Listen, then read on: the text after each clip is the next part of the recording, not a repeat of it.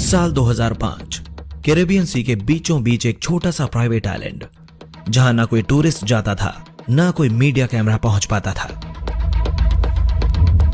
बाहर से यह जगह किसी लग्जरी पैराडाइज जैसी दिखती थी, नीला समुद्र, सफेद रेत और हाई सिक्योरिटी बाउंड्रीज। लेकिन इसी आइलैंड पर बंद दरवाजों के पीछे चल रहा था one of the darkest crimes of modern history. Young girls trafficking और सेक्सुअल एक्सप्लॉयटेशन। ये कोई मूवी सीन नहीं था, ये वो सच था जो बाद में यूएस इन्वेस्टिगेशन रिकॉर्ड्स और कोर्ट डॉक्यूमेंट्स का हिस्सा बने। लड़कियों को कभी पैसे का लालच दिया गया, कभी जॉब ऑफर्स का, और कभी हेल्प के नाम पर इस सीक्रेट आइलैंड तक लाया गया। यहां पहुंचते ही उनकी दुनिया बदल जाती थी। चारों तरफ फैसिलिटीज थी, helipad, guest houses, private dock, CCTV like security. लेकिन जिस चीज की सबसे ज्यादा कमी थी वो था लॉ, कॉन्सेंट और जस्टिस। और इस पूरी नेटवर्क के सेंटर में था एक नाम, जेफरी एप्स्टीन। एक ऐसा व्यक्ति जिसे पब्लिक इमेज में एक बिलियनियर फाइनेंसियर और एलीट सोशल सर्कल का इनसाइडर कहा जाता था, लेकिन जिसकी असली पहचान सालों तक शैडो में रही। असल सवाल यह था कि इतने सालों तक यह सब ओपनली कैसे चलता रहा और किसी ने रोका क्यों नहीं।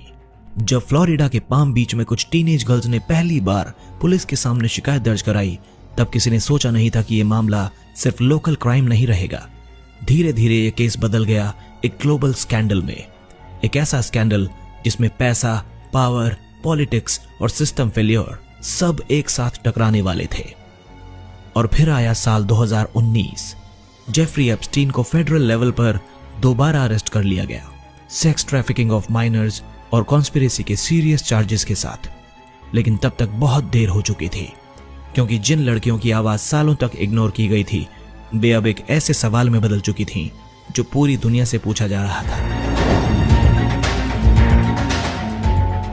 यहीं से शुरू होती है ये कहानी, एक सीक्रेट आइलैंड से लेकर जेल सेल तक, और एक ऐसे आदमी तक जिसकी मौत ने भी सच को दफन नहीं किया, बल्कि उसे और ज्यादा मिस्टीरियस और डेंजरस बना दिया। आज के इस खास एपिसोड में हम जानेंगे कि जेफरी एप्स्टीन आखिर कौन था और कैसे एक साधारण सा आदमी मनी, इन्फ्लुएंस और क्राइम के इस अंधे एम्पायर का मास्टर बन गया।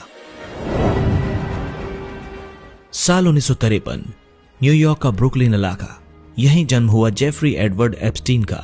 ना कोई रॉयल फैमिली, ना कोई बिजनेस एम्पायर और ना ही कोई एक्स्ट्रा ऑर्डिनरी शुरुआत।